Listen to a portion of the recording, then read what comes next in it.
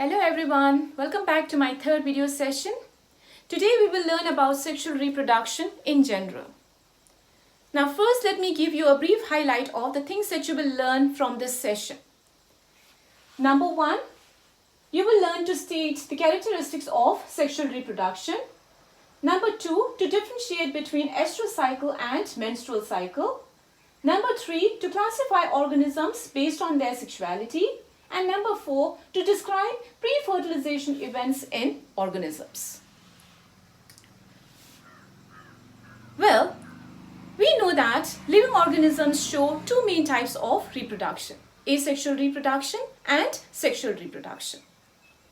However, if we think about the higher animals and plants, we will find sexual reproduction to be their preferred mode of reproduction.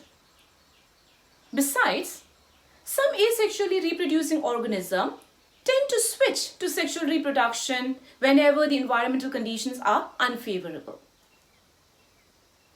So this indicates that there is an importance of sexual reproduction in the life of an organism, or this in itself shows the advantages of sexual reproduction.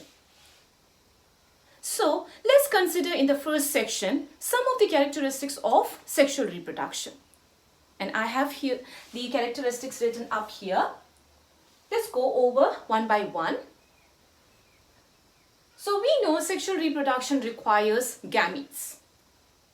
So the first characteristic of sexual reproduction is it results in the formation of male and female gametes. And this commonly occurs through meiosis. Secondly, sexual reproduction, unlike asexual reproduction, involves two parents usually. It is biparental. It was uniparental in asexual reproduction. Here commonly we find two organisms engaging in the process of sexual reproduction. Third, or the most important essence of sexual reproduction is there is fusion of male and female gametes, which we technically call as fertilization. Okay, this is one of the most critical events of sexual reproduction. Fourth, sexual reproduction results in the generation of variations in the progeny. So, asexual reproduction resulted in clones.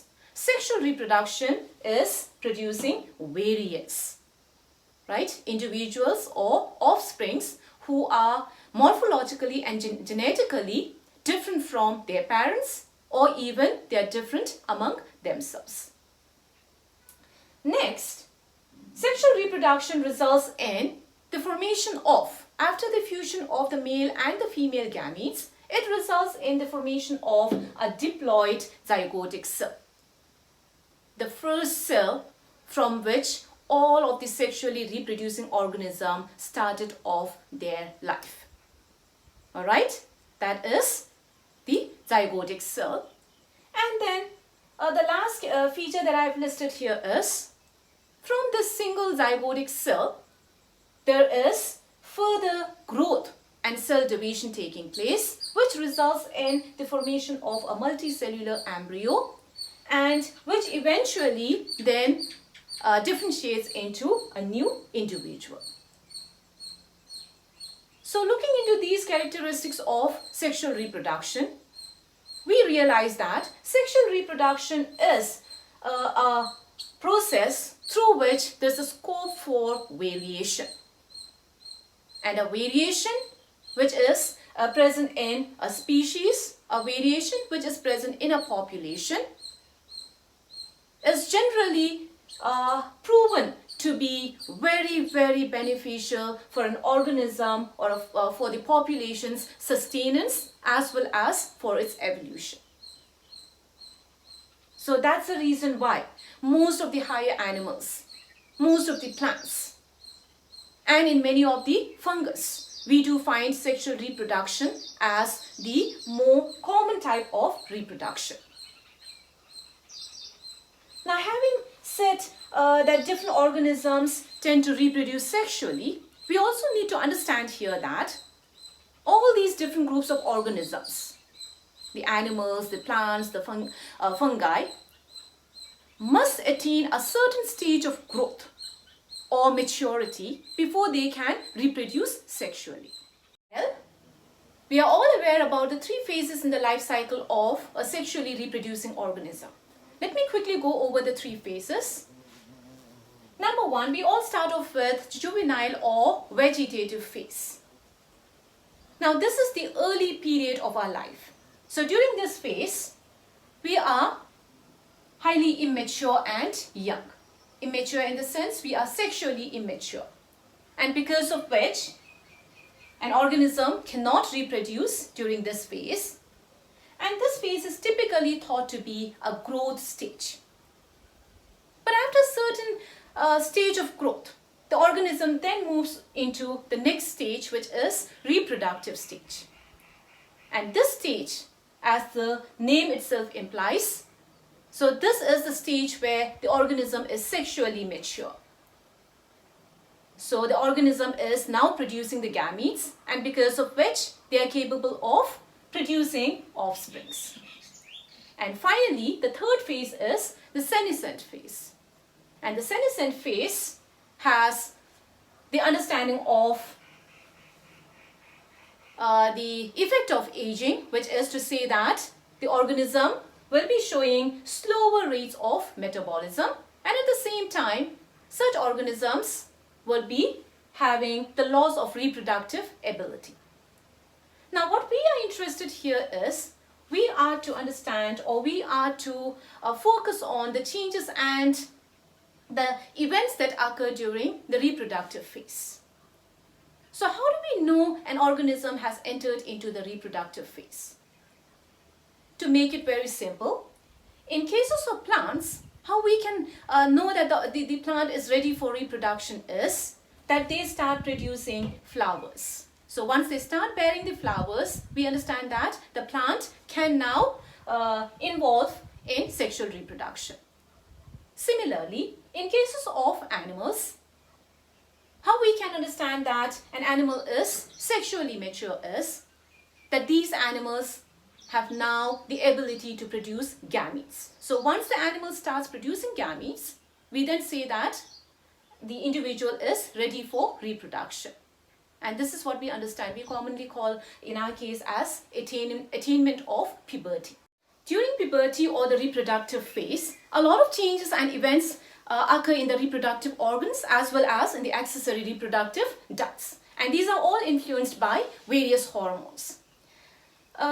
So, such kind of sequential reproductive changes or events are referred collectively as reproductive cycles.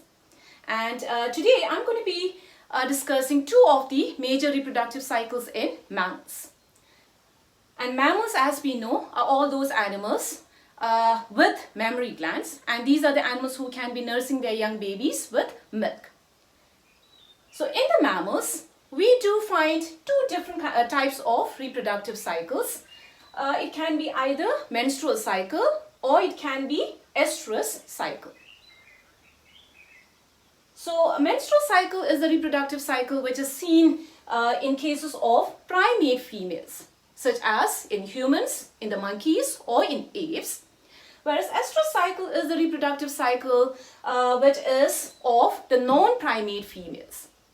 And to cite some of the examples here, in the non-primate females, we can be taking up dogs, cats, cattle, deer, lion, pigs, etc. So, now what we understand about the menstrual cycle is the way through which we know that a female has entered into puberty is with the first beginning of a bloody discharge that is commonly seen in sexually mature, let us say, girl or a female. And such kind of the bloody discharge, which occurs on a monthly basis from the start of the puberty, this happens because of the shedding down of the uterine layers. So uterine layers are formed in order to be preparing for a possible pregnancy. Now, since in this female, because fertilization or conception did not occur, so such females would be having the shedding down of the unused uterine layers along with blood in the form of a bloody discharge, and this is what we commonly called as menses or period. But on the other hand, if we think about the non-primate females, in the non-primate females, if the female doesn't get fertilized, or if the female doesn't become pregnant, so in such cases, these female would not be having any kind of bleeding as a sign of the non-conception. Rather, in these females, what happens is their unused uterine tissues gets reabsorbed. And as a result of which, we understand that the females would not be having any much of a discharge as such in cases of non-primate females. Now,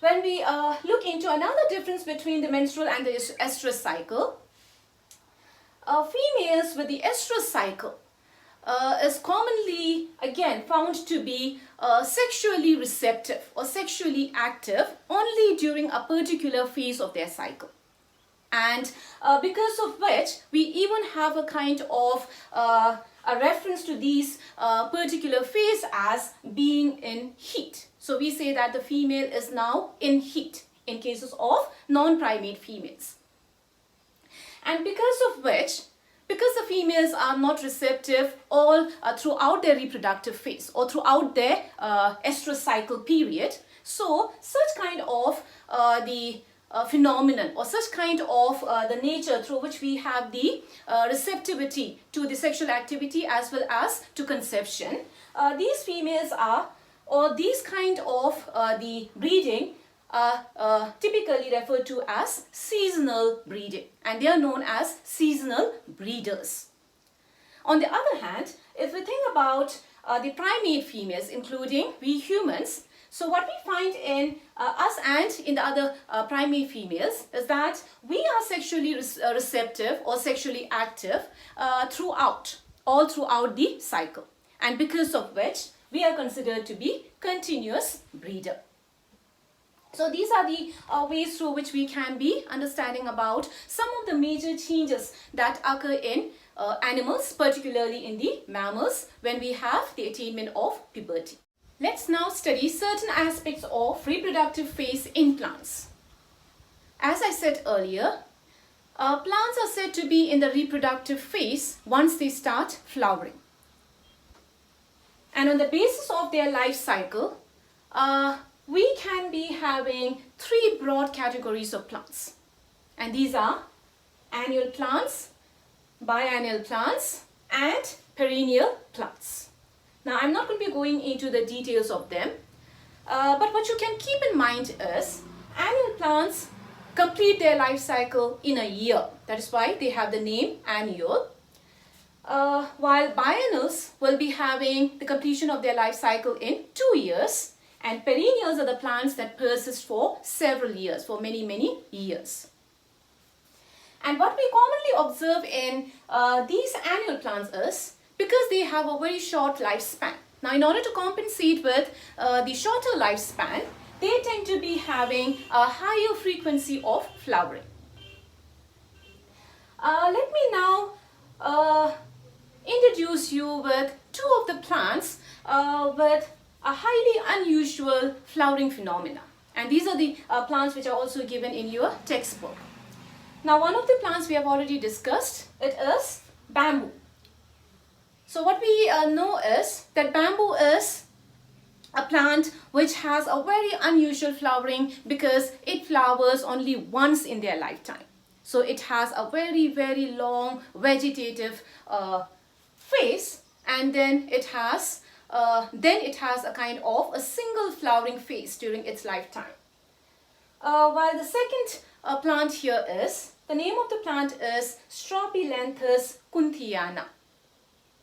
So the name is Strobilanthes kunthiana, and the local name to this plant is Neelakuranji. And this is a plant or a flower which is commonly widely distributed in the Western Ghat region. I hope you know the Western Ghat area. It's a mountainous region or the ranges that covers the states of Karnataka, Kerala and Tamil Nadu. So this plant seems to be flowering in every 12 years. In every 12 year, they have a new flowering or they have a bloom. So the last bloom of Strobilanthes kunthiana was witnessed in the year 2018. It was in the month of July. So in July 2018, people were lucky enough to be witnessing the kind of, these are a bluish flower. So they could be seeing a kind of the whole Western Ghat area covered with such blue flowers. Next, we shall take a small section on sexuality in organisms. Now, the term sexuality simply means the sex of an organism. So here in this part, what we are going to be doing is we are going to be classifying the organisms based on their sexes. Right? And on this basis, we can have two broad of the categories. One type of the organisms can be considered as unisexual, or they can be called as dioecious, or they can be even called as heterothallic. Okay, so this is one type of organism based on their sexes. Then the second type of the organism are bisexual. They are known as bisexual, or they can be even called as monoecious, or they can be even referred to as homothallic. Now, the reason why we are having some different kinds of terms used here for the reference of the same type of organism is unisexual is a term commonly used for animals. Unisexual and bisexual. This is how we commonly refer to the animals in terms of their sexes. Whereas the term dioecious and monoecious are the terms which we commonly use in cases of plants. So if the plants are unisexual, we tend to call them as dioecious plant. And if the plant is a bisexual plant, then they are known as monoecious plants. Whereas the usage of this term heterothallic or homothallic, so this term is commonly a reference in cases of the lower organisms, such as in cases of algae, in cases of the fungus, or in cases of even bryophytes, right? So we can be having two major types of sexuality based on the sex of the particular organism. Now, what do we mean by unisexual organism? Now, as the term implies, right, the prefix uni here, if you look into the word unisexual. So the uni prefix means only one, single, one, right? So these are organisms who have separate sexes, right? Who can be either a male or a female. So such kind of organisms with separate sexes are unisexual animals, or they are the dioecious plants, or they are the heterothallic fungus or a heterothallic alga, right? Whereas if we try to understand the nature of these bisexual organisms, so bi refers, again, it refers to two. So these are the organisms wherein we do not find any sort of a sexual separation. So these groups of organisms are the organisms who possess both the types of reproductive organs. So they will be having the male as well as the female reproductive organs, and because of which you cannot be basically telling this organism to be distinctly a male organism nor a female organism. So such kind of organisms or animals are referred to as bisexual. And you can be thinking about some of the examples for these unisexual organisms and bisexual organism. Just to give you a kind of a example from the understanding of the nature of sexuality in animals. So we say unisexual animals. For unisexual animal, the best example or the most apparent example would be we humans, because we have male and female. Right? And we can even talk about in cases of the animals such as insects, like for example, we have the cockroaches. We learned about cockroach last year, right? And there we had a male and a female cockroach. So that is, these are the unisexual animals. Considering the bisexual animals, we can think about simple animals. All of the, like we learned in our previous class with many of the very simple phyla, such as the coelenterates, right? We learned even of annelids, right? In annelids even, like the earthworm, right? Their sexes were not separate. As well as we can be having some of the examples in cases of plants, right? So some plants are dioecious, meaning you can have a male plant and a female plant of that particular plant, whereas some of the plants in such plants, they might be carrying both of the reproductive organ. That is, they can be having the andrecium as well as the gynoecium. So most of the flowers, right? Most of the flowers, if you look into the flower, the angiospermous plant, most of the flowers are bisexual flowers, right? You can be finding the andrecium as well as the gynoecium in the flowers.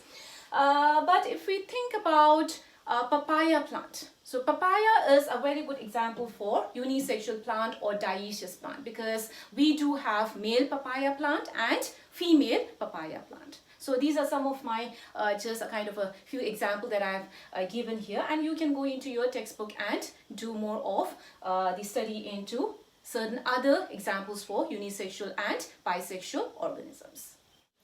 Finally, in the last section, let's study events in sexual reproduction. Now, we can have three of the major events divided under sexual reproduction. So these are pre-fertilization events, fertilization, and post-fertilization events. And in this session, what we are going to be learning is, we are going to be learning on the pre-fertilization events. So let's try to understand first, what do we mean by pre-fertilization events? As the term implies, pre, right? These are all the events that occur prior to or before the actual fertilization. And such pre-fertilization event involves two major of the processes. And these processes have to be occurring sequentially, right? It has to be the first, it has to start with gametogenesis, or commonly this is nothing but the formation of gametes, and then followed by the second event, which is gamete transfer. Now let me first take up gametogenesis. Now gametogenesis, this is a kind of a composite word. And if you try to study the first part of this word, gameto, it has to be referring to the gametes. So gameto refers to gamete.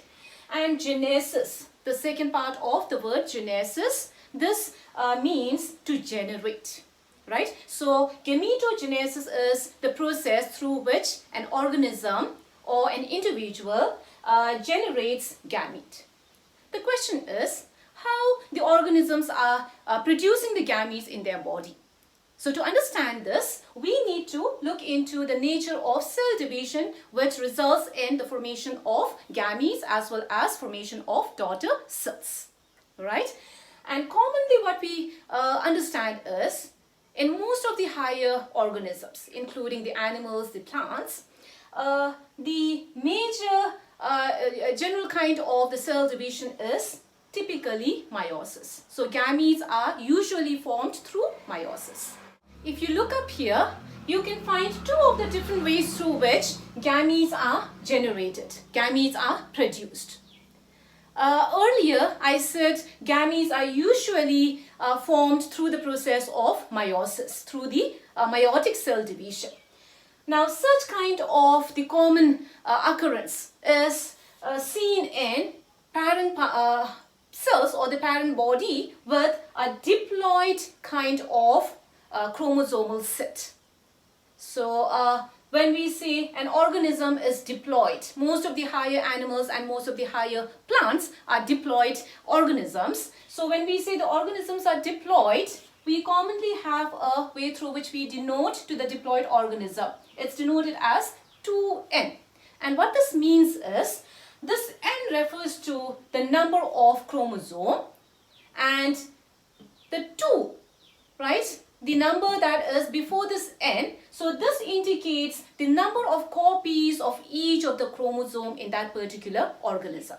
So a diploid organism, a diploid parent, for example, humans, we are diploid organisms, right? Because each cell in our body consists of 46 chromosomes or 23 pairs of chromosomes. So we understand that each of our chromosome appears in or exists in a pair. So if we have two sets, if we have two copies of each chromosome, such organisms are known as diploid organism. And in diploid organism, the way through which we have the formation of gametes taking place is always meiosis, right? So in diploid organism, we have the gametes formed through meiosis. The reason is because we also have to understand here with one of the facts regarding gametes. We have to know that gametes, be it the male gamete or a female gamete, be it a human gamete or an ant gamete or a plant gamete or a fungus gamete, gametes are always haploid. So gametes are always haploid, which means in the gametes, the number of chromosomal set should always be one set. Gametes cannot be possessing more than one copy of each chromosome. And because of which gametes are called as haploid cells, right? So because gametes are always haploid, and because we have the production of gametes by a diploid organism, so in order to maintain the chromosome number, the nature of or the type of cell division here should be always meiosis. And there's a reason why I say it should be always meiosis, because we also understand that meiosis is a kind of reductional division. So because of meiosis, we have the reduction in the number of copies of the chromosome. So earlier it was, in human it was all of our cells, right, somatic cells possess 46 chromosomes. And now our gametes, which are, it could be the sperms in cases of the males or the eggs in cases of the females. So our gametes contain only 23 chromosomes. That is because we had the formation of the gamete through meiosis. Now, on the contrary, we have another type of organism, and these organisms are known as haploid organism. So if the parents are haploid, now what do we mean by haploid organism? Haploid organisms are those which has only one copy of each of their chromosome, right? And in such haploid organism, and these are commonly the very simple organisms, it could be in some of the fungus, it can be in the algae, or it can be even in certain simpler plants. So if it is a haploid organism, so in the haploid organism, because the parent already has only one copy of the chromosome, now we cannot be expecting any further reduction in their chromosome number. And as a result of which, we cannot be expecting meiosis to be the way through which the gametes have to be forming in these organisms. So they have another way to, they have another cell division through which they can make their gametes, and this is the cell division which we also know, and it is mitosis. So mitosis, as we are aware, mitosis is an equational division. So it doesn't result in any kind of a change in the chromosome number in the daughter cells to that of their parent cell. Okay, so in haploid organism, gametes are produced by mitosis, whereas in diploid organism, gametes are produced by meiosis. And most of the sexually reproducing higher organisms are diploid organisms, and because of which we say the more common kind of cell division that we find in the gametogenesis is meiosis. Okay, so this is a kind of an important thing that we have to be very clear, and you should be able to be understanding which parent organism you are trying to be generating a gamete from. So if a parent is haploid, it has to be mitosis. If a parent is a diploid parent, it has to be meiosis. Okay, now let's look into some of the characteristics of gametes. So if we try to think about the gametes and look into their sizes. So a male gamete usually a male gamete in most of the organisms tend to be smaller, and they even tend to be motile structures. So the male gametes, the sperms are going to be bearing the flagella, and because of which the male gametes are usually motile, whereas the female gametes are larger, as well as these are non-motile. So they don't have any flagella or flagellum, and because of which it is the male gamete that always needs to be, in most of the cases, that always needs to be reaching over to the female gamete, because they are motile cells. So that is one way through which we can be understanding about the male and the female, the sperms and the egg, in terms of their sizes. On the other hand, we also can be classifying the gametes in terms of their appearances. So what I have here is, I have here two types of the gametes which are based on their appearance. So one of the types are known as isogametes or homogametes, and the other type is anisogametes or heterogametes. So these are basically by looking into their appearances. So when we say isogametes, iso, the word again, if you look into the prefix, iso means same, right? So there's a sameness. So if the gametes cannot be having any kind of a major distinctive characteristics, if the gametes appear to be very similar to each other, such kinds of gametes are isogametes. So isogametes are gametes which are similar, right? So the gametes are similar in appearance. Such gametes are isogametes, or they are also called as homo, because homo means same, right? It's only one. It's a kind of you just have a kind of a single appearance there, and because of which they are homogametes, and for which one of the examples given in your textbook I have listed here. So the name of this organism is Cladophora, and this is an alga. Okay, it's an alga. So if you look into their gametes, both of the gametes look very, very similar. So you cannot be saying this is a male or this is a female gamete. It's basically the same in terms of their appearance. Then the second type of gametes, which are anisogametes, N means they are not similar, right? Or heterogametes, they are different. So these are the gametes where we say that both the gametes look very, very different. So they have a different morphological appearance, right? So the shape, or in terms of the size, it can be varying. And for this, we can be commonly taking the best example, or the most apparent example is our gametes, humans, right? So these are the ways through which we try to describe the gametes in terms of their appearance. Now we are into the second part of pre-fertilization event, and that is gamete transfer. So what do we mean by this process, gamete transfer? So it is the process through which an organism should be passing, or should be transmitting its gamete over to the opposite partner. That is, the male gamete has to reach over to the female gamete, right? So this is nothing but how we have the union of the sperms and the eggs. So to understand this, in cases of most of the animals, right, the way in which gamete transfer occurs naturally is through physical copulation, right? Whereas, or the kind of sexual activity. Whereas if we try to understand the gamete transfer in plants, we do find certain differences.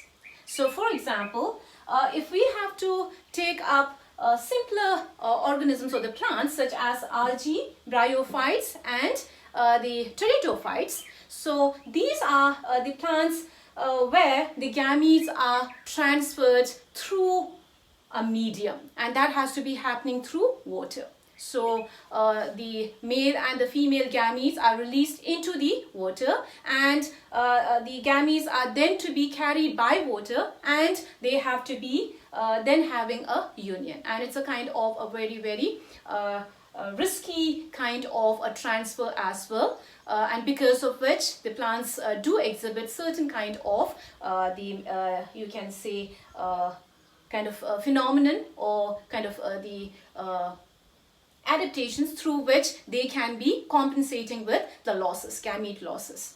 Then, in cases of higher plants, such as in gymnosperms and angiosperms, the way in which the gametes are transferred, that is the male pollen grain to be reaching over to a female stigma. So this happens in gymnosperms and angiosperms commonly through agent, and we call those agents as pollinators. I guess everybody knows about pollination and the agents who are the pollinators.